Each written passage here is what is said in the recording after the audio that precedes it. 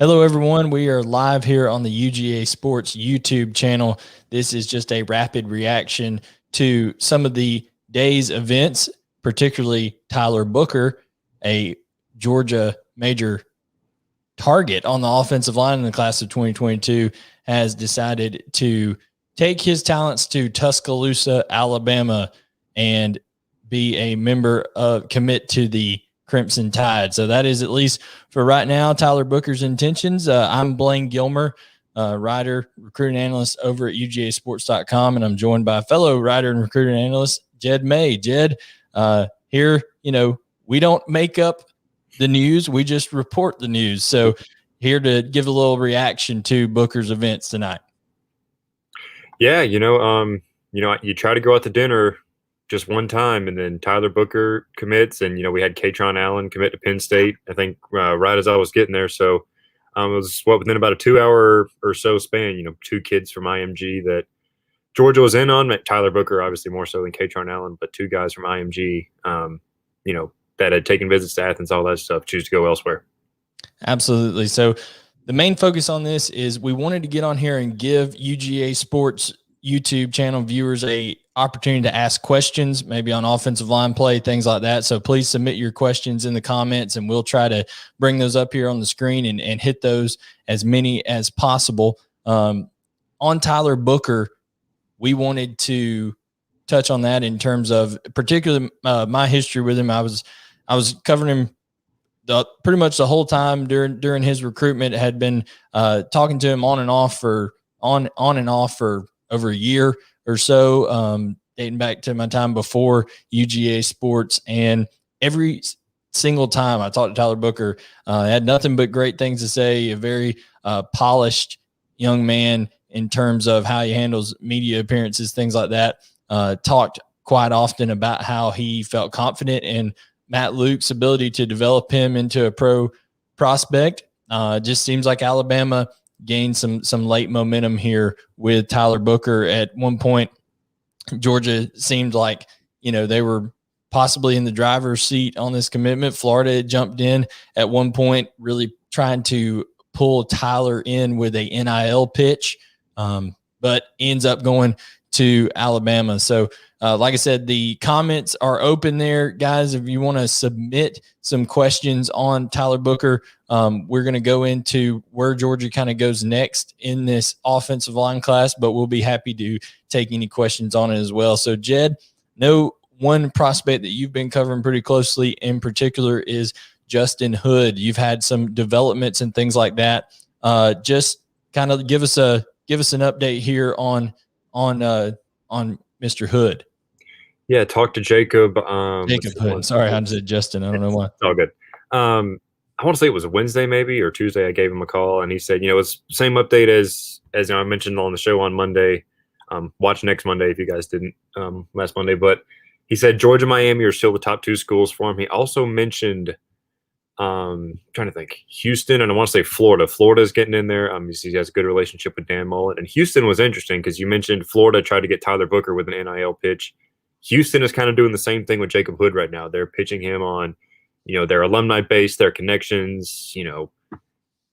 Being in Texas, oil money is like the obvious thing to make. I don't know any people at Houston, but that's something they're really pushing hard with Jacob Hood right now. He says Houston and Florida are still sort of behind Georgia, Miami. It's still between Georgia and Miami for Jacob. He wants to commit before September. Or in September, I should say. So with Tyler Booker gone, Georgia did make the top three for Addison Nichols earlier this week too. So I, anticipate Georgia really start to turn up the heat on Jacob Hood here in the next couple of weeks.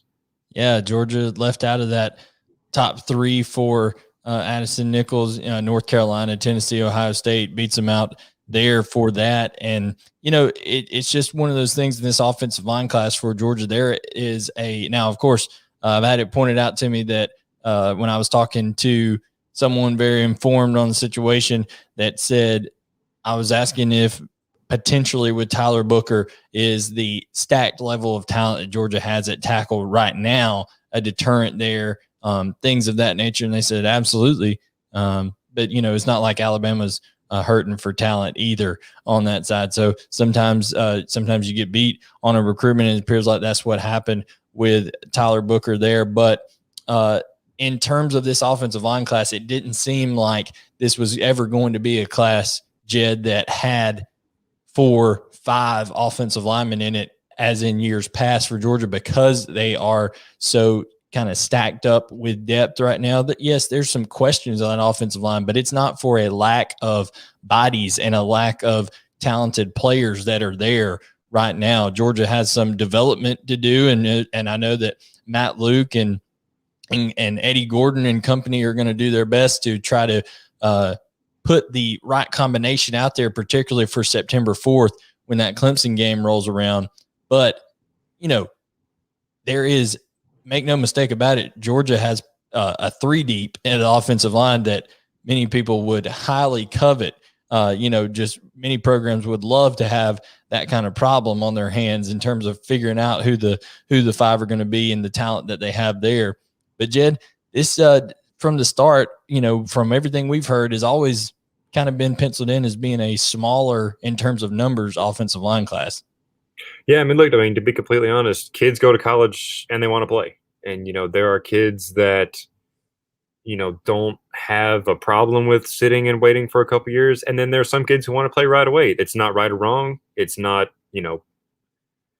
it's not good or bad. It's just, it's some kids' personal preference. And I think this is the thing, like you said, Georgia's depth chart is, it's not set on the front 5 right now, but it's so deep at every position. There's guys that could start that won't be starting for Georgia, but if they transfer, they'd start right away at a lot of other programs in the SEC. So it's just so deep right now that it's a logjam, to be quite honest. When you pull in deep recruiting classes year after year, it's something that's going to happen. And Alabama is obviously the same thing. They're one of the top recruiting schools along the offensive front. And it's like you say, it just comes down to one of those things where, and I don't know if it was Georgia and Alabama were the final 2, but sometimes you just get beat out for a recruit. Sometimes, maybe he liked the dining halls in Tuscaloosa better. Maybe he liked the buses in Tuscaloosa. Like there's a million different things that factor into these things. If playing time is equal, all that kind of stuff. There's a million things that go into these kids' recruitment besides playing time. But I'm sure that played a factor for sure. Well, and let's be brutally honest about it too. We're going into a fact here that Georgia has a good track record of producing NFL talent from the offensive line. So does Alabama as well, though. And Alabama maybe overall has an even better record of just producing NFL talent, period. That could be a selling point for Tyler Booker from Alabama. But at one point I wanted to bring up, Jed, is, there's also offensive linemen that have come in the last couple of classes, like Austin Blaskey and Devin Willock in the last couple of classes here, that 3-star guys that, let's be honest, Georgia has been pretty spoiled with bringing in the 4, the 5-star talents on the offensive line prospect front. But you bring in guys like Austin Blaskey and Devin Willock, who by all accounts, including UGA Sports contributor and our own beloved coach Jim Donnan, is super high on Devin Willock. I believe he called him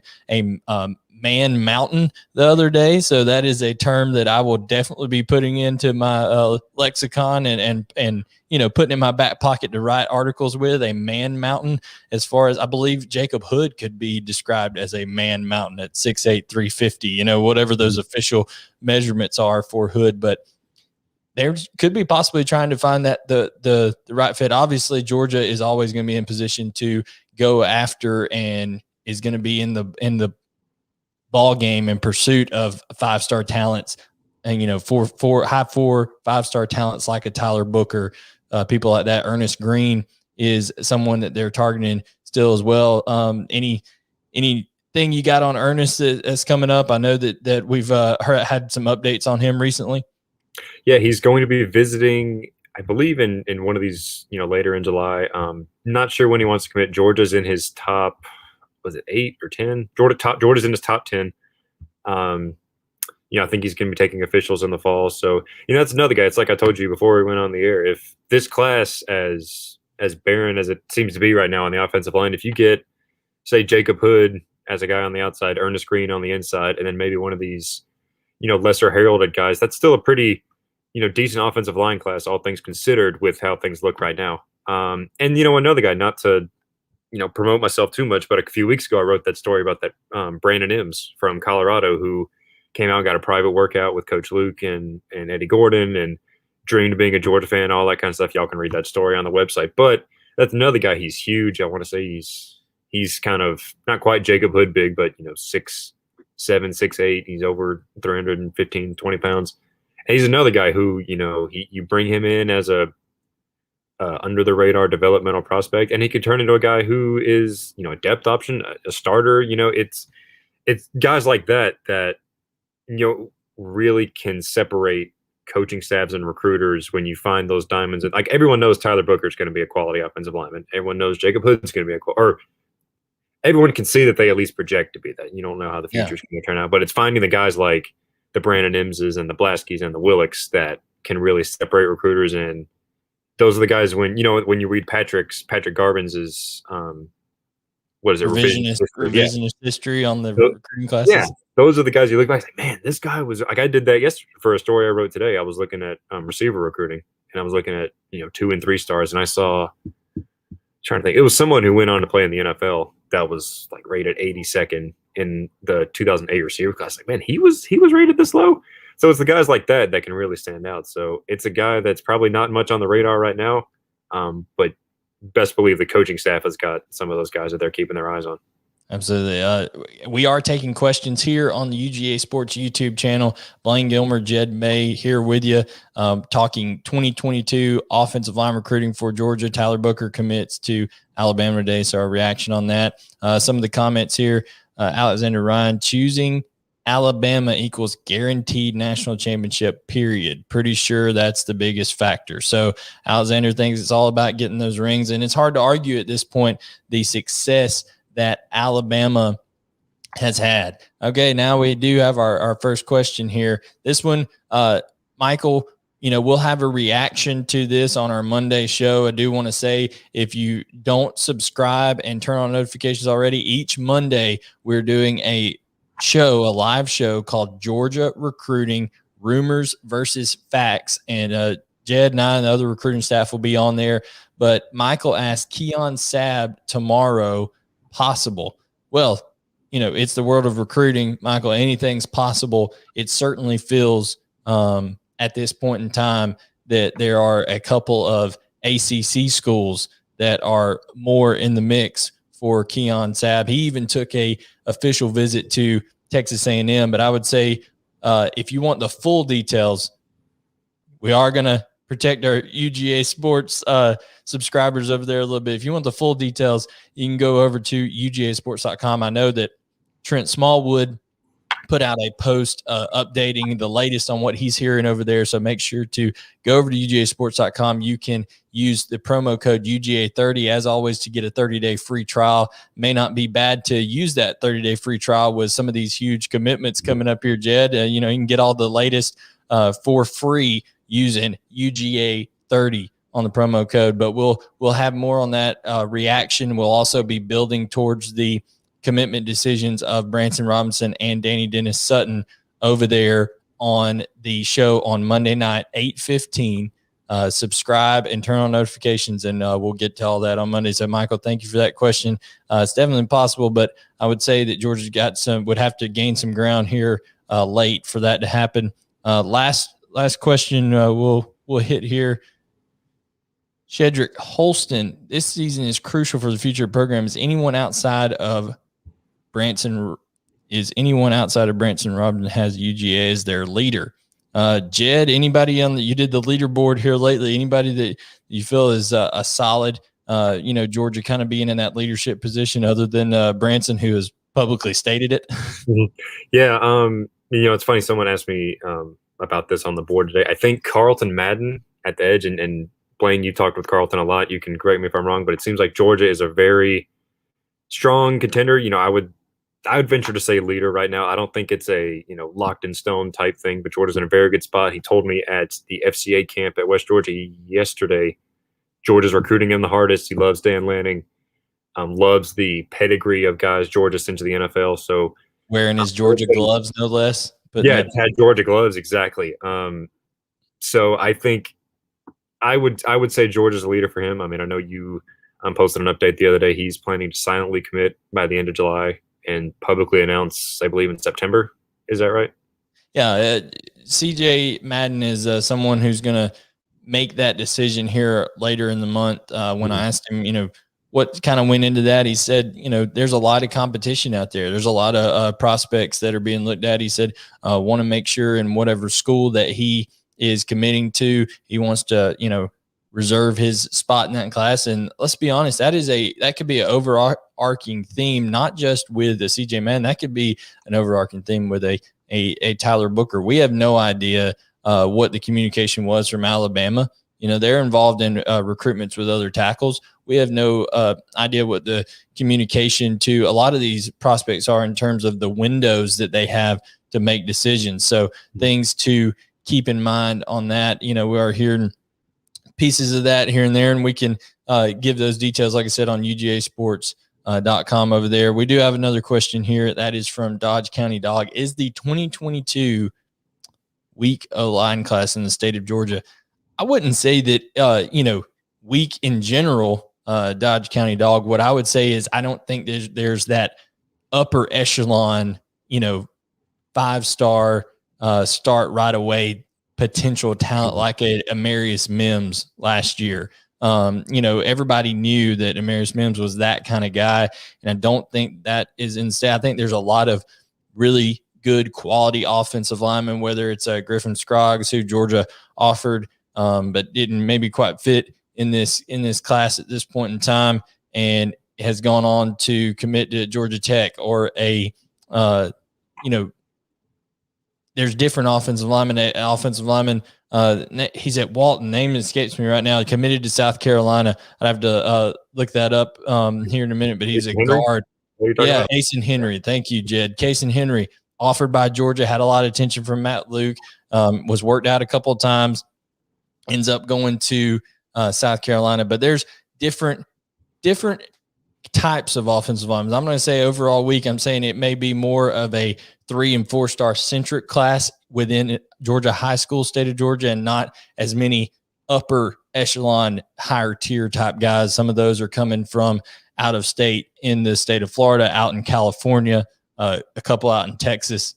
So it'll be interesting to see how Georgia's going to approach the 2022 class of the offensive line going forward from here. Undoubtedly, Georgia is going to be attempting to flip some guys. When you talk about, and Dodge County followed up, so not an elite OL class, not an elite OL class in the state of Georgia. I will say that if you want to use the description elite, I would say a good, solid OL crop in the state of Georgia, but maybe not as elite as past years. That'd be correct. But now when you're talking about going forward, there's Georgia at different positions is going to, not just offensive line, is going to be attempting to flip guys, Jed, all the way until the end. They're not going to stop pursuing certain guys just because they've committed elsewhere. Does it make it harder? Sure.